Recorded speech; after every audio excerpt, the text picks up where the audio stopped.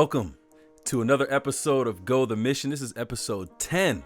We out here once again broadcasting from the cool St. Joseph, Michigan. I'm your host, Corey Johnson. Missions is my passion, and I'm thankful for another opportunity to educate, enlighten, and encourage those of you who are interested in missions. Whether this is your first time listening or not, go ahead, like and subscribe and share this with somebody. Just search for Go the Mission on just about any podcast provider like Spotify, Apple, Google, and many more. You can also find the show on YouTube. Now, my guest today is one of my bros, one of my homies, fellow missionary from Palau, and he's probably been there just as many times as I have. Thomas Hayes, what's up, my man? Hello. Thomas, Having me.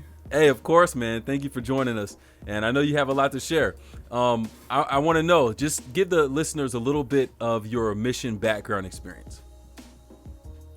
So I was a missionary in Palau there. I taught with Corey in 2016, 2017. I taught PE for first through 8th grade, and then history and math for 7th and 8th grade for part of the year also. I just had a great year there, and it was by far the best year of my life. That's what I'm talking about, my man. And that was an interesting year, but we'll get into some of that. But let's start with this though. What does mission and service mean to you? My idea of mission and service is pretty simple. To me, it's just sharing the love of God with others. You know, a lot of people don't have the opportunity to experience God's love, or they have the opportunity, but they're not able to experience it. So just helping them experience God's love and spread His word at the same time. That's my idea of mission. All right, I like it. Tell me a little bit about why you decided to go to Palau or to serve as a missionary. What led up to that? So when I was in high school, I actually went on vacation to Peru. And I hiked the Inca Trail and went to Machu Picchu and stuff. And then I spent some time with some missionaries down there who are my friends. And I saw how loved they were and how hard they worked, but how rewarding it was. And I love traveling, as most people know, and I just love being out of the country, out of the U.S. And so when I got to college, I knew about the program. I knew it was cool. And then one of my good friends I went to high school with, Joe Mixon, just came back from Palau. Oh, yeah. And he was like, yo, man, I heard you're thinking about going out to be a missionary. I was like, yeah, I am. And I was like, where should I go? He's like, oh, bro, Palau, let's make it happen. So that's what's up. I ended up talking to Abner and seeing some people and going to Palau a few months later. Hey, man, that's awesome. What was it like when you were, I'm guessing this is the furthest you'd ever been from home? Yeah, for sure. What was it like preparing for something like that? I was pretty busy leading up to it, finished my first year of college and working all the time. And I went to summer camp, but I was pretty nervous because I just had no clue what to expect. I didn't get a chance to talk to Joe and catch up with him before I left, so I was just kind of ignorant about it. I don't think I packed anything I needed. I did, but I didn't. I packed the night before I left. I left at 5 a.m. I was up at midnight packing. Yeah, it just. And then we went to the training in Hawaii, and I was just terrified, man. I was what am I going to come into? I don't know what I'm doing. There was someone else there who backed out and went home early during the week, and I was like, shoot, I never thought about doing that, but I was like, dang, this is getting real. Wow. So, yeah. But once I got there, that all went away, and I saw how good the Palau was and how the people there, so I felt right at home when I got there. That's what's up. Was I there for that orientation or no? No, you were not. That's the one that I missed. I forgot. I think you might have done a race or something, and then you went straight to Palau. Oh, that's right. That's You right. were That's there right. At the airport. I think you got there the day before we did, I think. Okay. Yeah, because I don't think I was with you in Hawaii. Not that time anyway. Not that time. My man, the unit. Yes, a unit. So I'm curious because I didn't know that there was a missionary who had come out there and then left from Hawaii to go back home. What kind of happened there, if you know?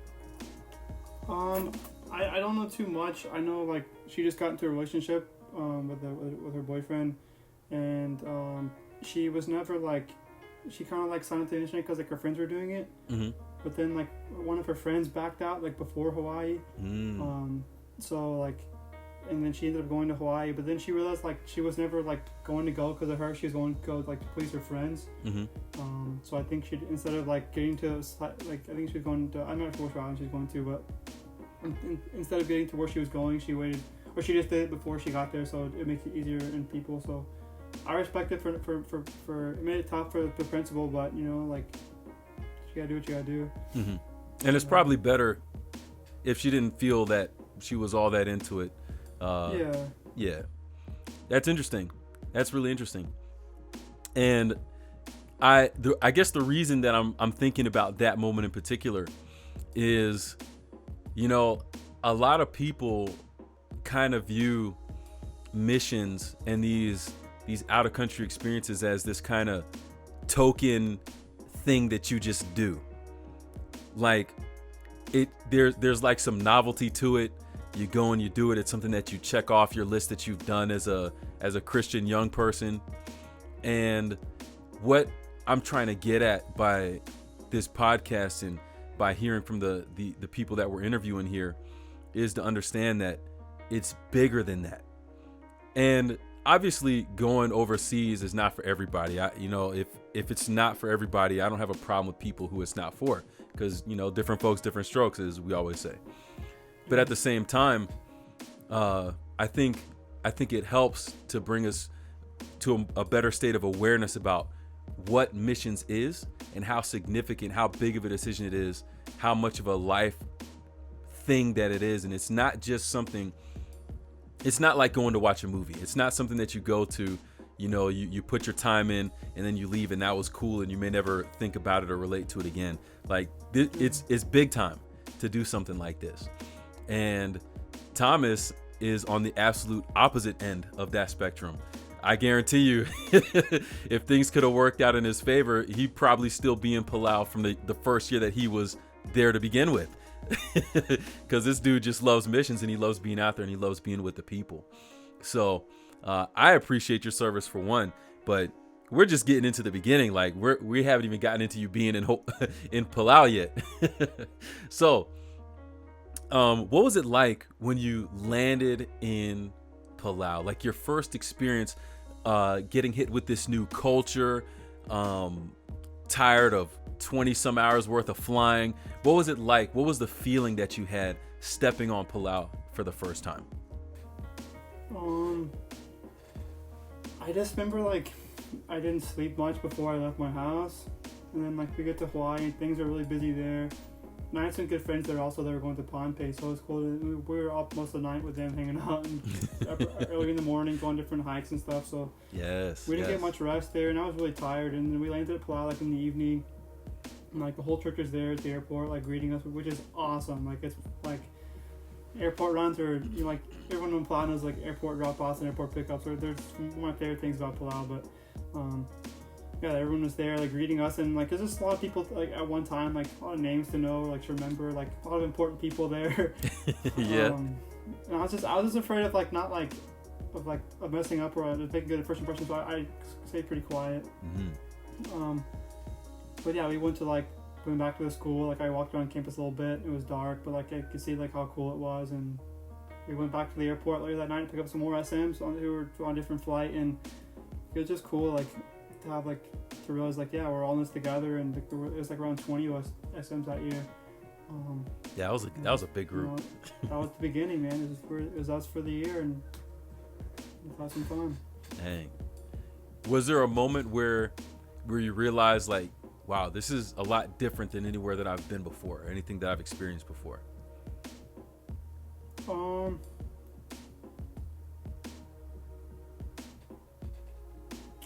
I don't. It's hard to answer.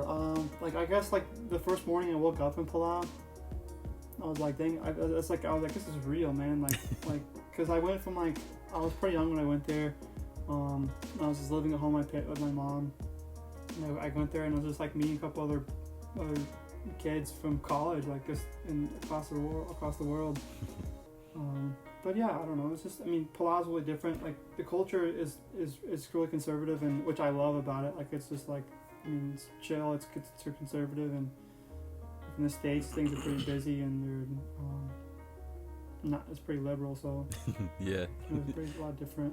It's a big difference, and the requirements. Like, I know that's one of the areas where it can be a shock for us going over there. Is like, we have to adapt so much because you don't want to break any of those cultural, Yeah, exactly.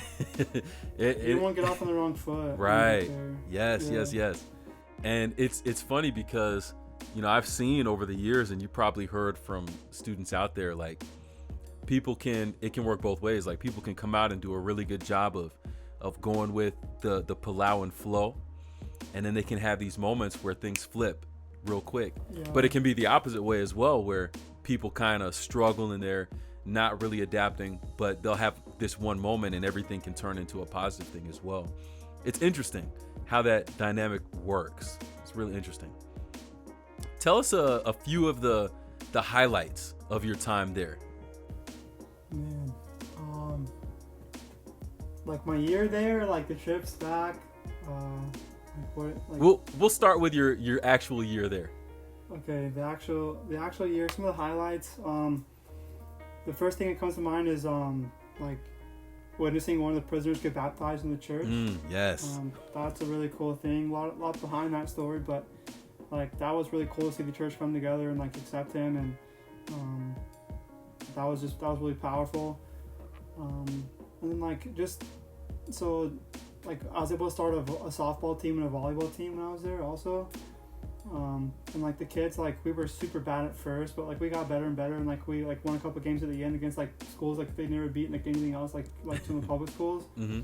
And that was just cool to see how happy the kids got and like how rewarding it was for them, because like SDA is like known as a school like with, I mean, not the best sports, like it's just, and it was cool to win a couple games and like get some respect from the other kids too. Mm-hmm. For the kids get respect from their peers and other schools, so that was cool. And then just like prison ministry every week, man. Like, yes. Like every single week, just like spend time with the prisoners, getting to know them more and more, and like just realizing like they're just like me, man. They're just there's human beings. I mean, they had a couple bad breaks in their life, but like they're awesome people, man. Like they're some of the best guys I know. Mm-hmm. I agree with that. Now I want to second that too, because that was one of the years where, man, we were on it, like, and I say we were on it because sometimes it was just me and you. Like me and you were on it. But dude, like, it was such, and this kind of goes back to what we were talking about before. Like, going to a missionary, it's more than just, it's not a job. Like, it's not you can go be a teacher in the States somewhere. Like, for example, what you're studying in school, you have to go do student teaching. Like, that's part of your degree. Yeah. And that's a mission field in and of itself, right? But the entirety of the experience that is going overseas, going into a different culture, a different people group, man, it's something else. And like, we grow by getting to experience. I don't know if I've been inside of a prison in the States or a jail. I don't think that I have. But to be, and we have this stigma of the people that are there, right? But to be in something like that and to be able to go and interact with these guys every week, man, it's so eye-opening, because you're right. It's like they're people too, and that's an experience that a lot of people never are exposed to. Yeah. But dude, and I've been looking for the picture, because I know me and the guy that got baptized, we had a picture, and I cannot find that picture to save my life, man. I'm so upset because I can't find that picture. But I have mine printed out in a couple places, but I can't lose that picture. Man, it means a lot to me. Yes, I can see it in my mind, but that's not good enough. So, what'd you experience like teaching PE? What was it like first coming in with these kids? Because for people who may not be familiar, like, the school system out there, it's not like our school systems here in the States.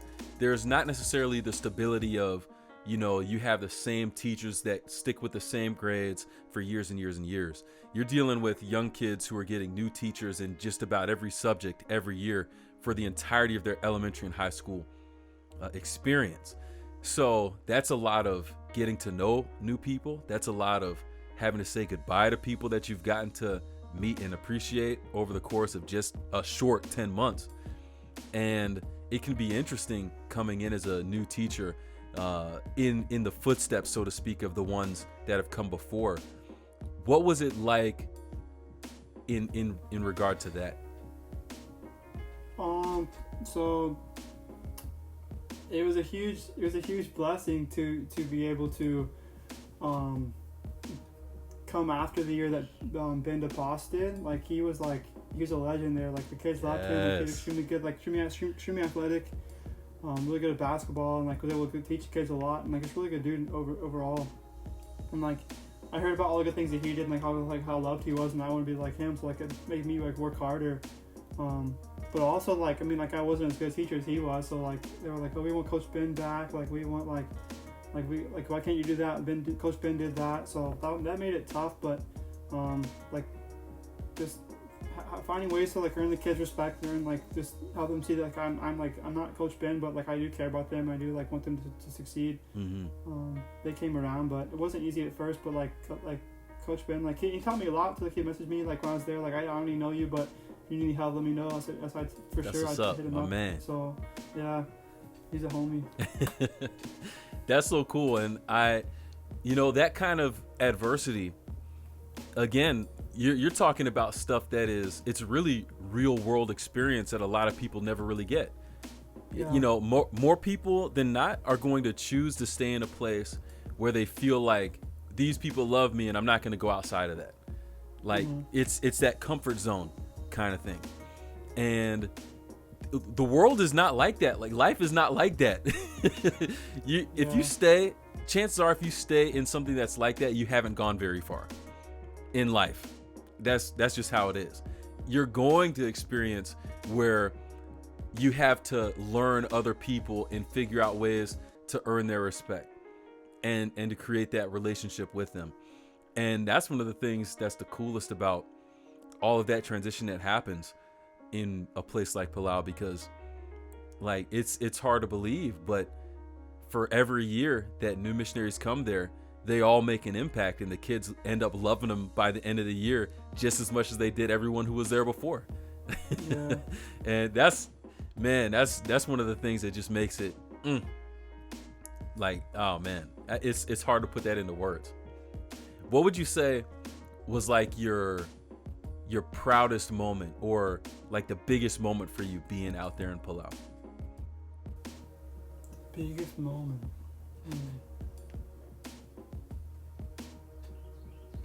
And if there's a couple that come to mind, go ahead and tell us about multiple. I don't know. There's a couple that come to my mind. Like during parent-teacher conferences one time, like this parent came to me and was like, thanking me for like all I had done for her daughter that year, and she had a son like he was a little younger, and just like thanking me like for all like I've done for them, and like just like encouraging their daughter, and like I've like made a difference in their life. That was pretty cool. Like just hear about something like that I didn't know about.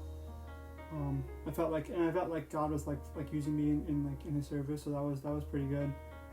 And then like another experience would be like just like I was terrified of preaching, but I got like just like everyone else, you get asked to preach like a few times, so I got to preach in the prison a couple of times, like probably 5 or 6 times, and that's just really rewarding. Like just like seeing how scared I was going into it, but like after I'm done, like seeing all the love from the prisoners and everyone else, like it was so super rewarding, that too. And then like one time, like I think you spoke in Koror, I think I spoke in Palau, and then Miss Joy spoke in the Filipino church. Oh yeah. And like we were all like hanging out that night, and she was like, "Hey, all the pastors are here." Like, I was just like, and that was just cool. Like yeah, like I did something today. Like I did something cool for others today, and like it was just rewarding. That's what's up, man. I remember the first time that you got up to speak in the prison, dude, you were nervous. Yeah, of course I was nervous. I still get nervous. But at the same time, like, it was cool to see your progression and how, Yeah. like, you got more comfortable. There was still that nervousness there, and I understand Yeah, that yeah. because every time I get up to speak, I'm nervous. But like, Yeah. just that level of comfort and like, yo, man, these are my boys. It became a whole lot more like that by the time we got to the end of the year, and that was awesome. And we spent a lot of time there with those guys too. So it was so rewarding to be able to see that and to share with them in that kind of way. But you know, there's always two sides to the experience coin. So let's flip it. And I want to know, like, what would be some of the roughest, the most growing experience moments that you had? And if there's people in particular, you know, you don't have to say any names, you know, but whatever it is, you know, I want to hear about that side of it as well. So the hardest part about my year, I think, was getting along with the other SMs. Honestly, like, and no hate for them. Like, I was young, I was immature. Like, I mean, I did a bunch of things to be like to mess up our relationship with other SMs. But like, it's just tough. Like, you go to school, like, you're working with them. You go home, like, get to like interact with them all the time. Like, you just don't get much of a break from people from the other SMs. And I just like, I was always down to do stuff, and like always down to like just, I would never say no to anything for the most part. And like, some of the other SMs would, like, I remember one, like, early in the year, like, this kid came to ask for homework help, like, at night, like, from one of the teachers, and she like turned him down, saying like, no, this was like in the evening, like, not school hours, like, you can ask me tomorrow. And it was kind of like bragging about it. She was like, yeah, I turned a kid down last night, like, kind of bragging about it. And I was like, are you kidding me? Like, I would have loved to help someone else. Like, I mean, I wasn't doing anything last night. Like, I would have helped them, but I mean, like, coming back, I realized, like, everyone has struggles while they're there, you know, like, everyone, like, has, like, their own, like, problems. And like, if I really want to apologize to everyone if I see them again about, like, my actions there. But I mean, I don't know, like, I learned a lot from them, and like, I think I'm a lot better person now than I was then. So I'm thankful for those experiences, you know, like, but yeah, so that's just probably the hardest part about my year was interacting with the other SMs. I got to give you a shout out for that, man, because it's not the easiest thing to publicly admit that you could have done things better, or, you know, a level of immaturity in the moment. And I say that because obviously we were there together, and there were a lot of things that we might have experienced during that year that we didn't enjoy. But at the same time, we're coming from our experiences and our perspective. And so it's very easy to get locked into, well, this is the way that I see things, so this is the way that must be the right way to do it. And because what happened didn't match with my view, it's absolutely wrong. And it's nice to be able to reflect on things and to realize, you know what? I'm not right all the time. No, dude, I was wrong all the time. And I'll tell you, like, one of the things that I've definitely experienced every year that I was able to spend in Palau, there was a different level of growth. And there was something that I learned about myself that I didn't know before. And, you know, it's humbling because I'm a little bit older, and so the kind of mentality is that, well, I should already have this stuff figured out, right? Or I should already know this shouldn't be a struggle for me. But I ended up learning, wait a second, like, just because you're this and this and that, and just because you've been here for a couple of years, it doesn't mean that you have all the answers. It doesn't mean you're right in the way that everything that you've done. And even though I am satisfied with, I guess, the end result of my experience there, I realized that I could have done a lot better job being a missionary to my fellow missionaries. Yeah. You know, and especially when you consider that I was the chaplain. Yeah. So there's a lot more that I could have done. And for those of you listening, don't get it twisted. I'm not saying I've done nothing. You know, I did some things, but when I look back, I realized I could have done more. And I realized that in those moments where I had maybe something of my own personality that said, you know what, I don't agree with what this person's doing. In that moment right there, that's a moment where I wish I could have turned on its head and turned it into a more productive learning experience, as opposed to some of the ways that I handled those things there. Growing for sure. Yeah. And still, man, it's not even like the growth is done. You know, this is another stage, but we're still growing. There was this quote I read just the other day, and the effect of it, or the implication of it, was if you stop growing, you stop living, or something like that. And I believe that's true.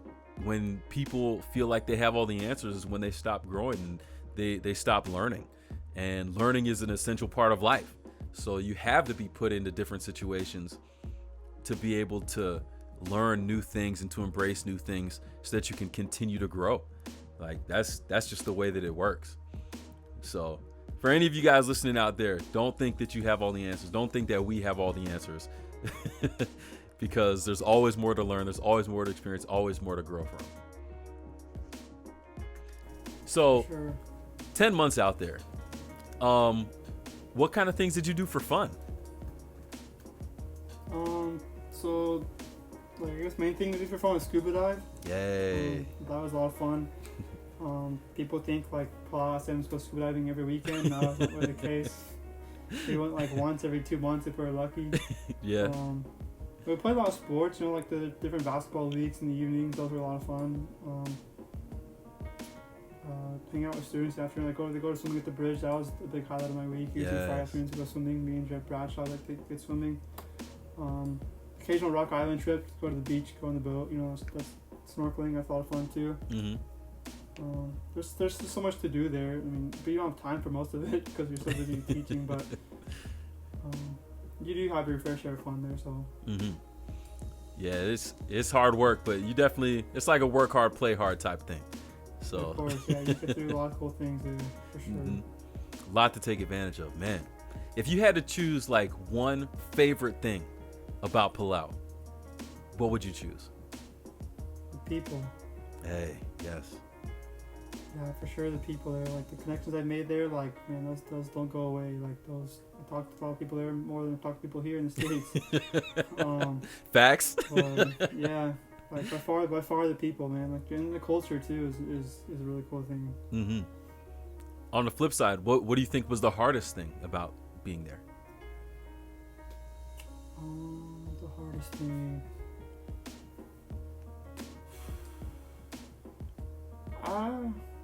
Probably like maybe the food, I guess. Like okay. I don't like so I had it really easy there. Like I love my time there. I wasn't homesick at all, so like I can't really think of like a hard thing of being there. But you know, like sometimes you eat a lot of the same foods over and over again. Like and then the fish and rice are like my favorite food in the world. But all day. Yeah, for sure. But I like eating a lot of fruit and stuff like that too. So they're kind of hard to come by there. Salads That's true. Are pretty rare in Palau. That's true. And what was it like by the time you get down to the end of this experience and you know you start realizing, man, like I'm not going to be staying here forever. Like I have to go home. What was it like for you getting to that point in your experience? That was tough. I just try to not think about it, you know, just try to live as much as I can, like while I was in Palau, be present there. Yeah, I just try to soak it all in, take as much as possible, take in as much as possible. Mm-hmm. Yeah, and just put it off till the very end. You know, I didn't pack till before I left, and I just went to the airport last minute. So just tried to not think about it, I guess. Okay. It was tough. Yeah, man. And I remember making fun of people. I keep saying this. Like I was like the jerk because I knew I was coming back. So yeah. I would see people that were struggling with it and I would just kind of ignore it. So that's another area where I think I could have done better in being a missionary there, for sure. So, you know, I just had to throw that out there. Now, the overall mentality that I get when I talk to people here, for example, when we had our student missions emphasis week here, and other times trying to tell people about how awesome it is to be a missionary. Abner was here and we were talking about it, and trying to recruit people here. And a lot of people look at it like this random thing that you could do, but ultimately you're going to end up missing out on things back at home. It's going to set you back for whatever you want to do for your real life, and all these other different negative things.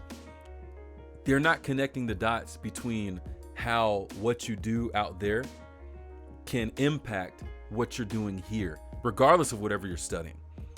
So I want to know, from your perspective, how did being out there for 10 months impact your life when you came back? Well, first of all, you don't miss out on anything when you go to BNSM. Let them know, bro. There's nothing that happens back at school that it's worth missing out on, dude. Like, I learned that like when I got back to Southern, I was like I didn't, like, everything's the same, bro. Like, people are still around. Like, people that told me they're graduating in May are still here for another year. Like, there's nothing changes. It seems like everything, the campus is still the same. But shoot. So your question was like, how did that affect me coming back to school? Yeah. How are you able to like incorporate those lessons? So I actually wasn't really able to incorporate those lessons until like a year of being back. Like, my first year back, I was just running to work all the time, trying to pay my school bill, and just trying to pass my classes. And then like I just didn't really I didn't talk to hardly anyone. Like, I had no social life. I was just always working, doing homework, and it was really unhealthy. But then like my second year back at school, I realized like I need to be using all these things I've learned. And like, most important thing I learned is like everyone needs God's love, especially in college, like it's a really stressful time for so many people, like being away from home, having to pay their school bill, having to do this and that, like having to do studies for homework, but worry about getting into med school or gen school. And a lot of people are struggling, so like that was cool for me to realize that, like, shoot, like what have I been waiting on, man? Like, I could do something and pull out here at Southern. So I was able to get pretty involved in the missions program and just be a more of a presence on campus. So that was pretty cool to like just make a lot of friends and be encouraging, and then just trying to be positive all the time. That's awesome, man. Sounds like your overall perspective really opened up as a result of your experience there. Yeah, for sure. It took a lot of time for it to open up, but once it came around, like, it was phenomenal. It changed my life. That's what I'm talking about. And you're one of the few. I say few because everybody who comes, I've heard it so many times. Oh, I'm coming back. I'll be back. Oh yeah, I'll be back. I'm coming next year. I'll be there for graduation. You're one of the few who has made good on his word and been able to come back. And like we said from the beginning, not just even one time, but multiple times. Yeah. Tell me about what it's like to be able to come back to a place like Palau where you served before. It's super cool, like to see, like, just so I usually, like, I'll be gone for a month at a time, like, be in school and come back for Christmas or come back for the summer or for graduation. Just see how much the kids have grown, like how much, like, that's cool, like see how all they learned and like the things you taught them like years ago are like taking place, and just it's just cool to like. And then like every time I go back, like I feel like I better connect with the people there, like they say, oh, this guy's for real, like this guy like means what he says, and like he's like someone we can count on, and just like I just build like those relationships every time I go back, like it's always with different people. Like in Christmas, like I spent a lot of time with like the Filipino group there, and like, man, those guys are my homies for life now. Like they're like we I'm in a group chat with them, like we talk all the time. Like it was really cool. That's what I'm talking about. Those are people I was able to connect with while I was there as a teacher, because like I was just busy and that we just weren't in the same circles. Mm-hmm. But like being able to go back and like meet people each and every time and just become closer to everyone there is just, it's such a blessing. And it's cool to like, like I'm going there, not vacation, but like just to see, like just to visit people and help out any way I can. And like they definitely put me to work, like Mr. Nelson, freshman foot school, like, hey, shout out, we do this, do that. So that's cool to like yeah, I'm not a teacher there, but like they treat me as I am, which I love. Mm-hmm.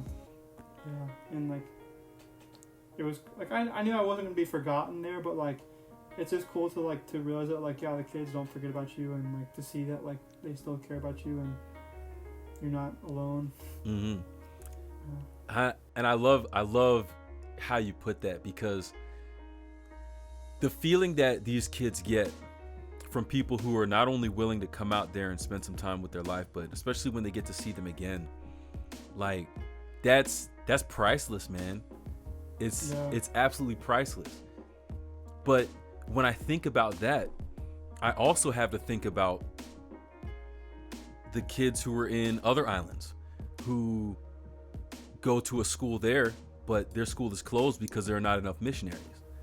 Yeah. And so not only are they missing out on education, and the ability to further their own life experience, but they're also missing out on connecting with a different culture and becoming family with other people that they never would have been able to experience before. Like, to me, that's such a beautiful thing. And to be honest, I feel like it's something that, at least here in America, we take for granted. And oh my goodness, like if people could go, and this is for you guys listening, if you could go out there and see the kind of impact, like you have no idea the kind of impact that you would have on these kids and on these people in these different countries, different cultures. You have no idea. And the level of appreciation that they'll have for you, like you literally become like family to them. And it's the coolest thing. Like I have to say it, and I say this in every podcast, but I feel more at home in Palau than in America. It's not even close. It's not even close, really. Like the bonds that I was able to build out there, and Thomas knows how this is because he's been back time after time after time again, and I was able to go back time after time after time again, and these things deepen. And there's no way it's hard for me to understand how you could go out to be a missionary and then come back and feel like that was just a 1 year block of time that's no longer existent for you anymore. I it's so hard for me to comprehend that. Yeah. But even just now as we're talking about it, I realize the reason that is because it's probably because missionaries came back and treated it like that. And that to me is the saddest part of this realization I'm having right now as we're talking about this. I'd never thought about that before, but there's a reason that they think that. And it has to be because of the impression that was given to it from people that they've seen go and come back before. And that's kind of a shame in itself. I'm not trying to dog on anybody, and I don't even have anyone in particular that I would be accusing of doing something like that. But man, it's so much more, and especially when it comes to who we are as Christians and trying to represent Jesus.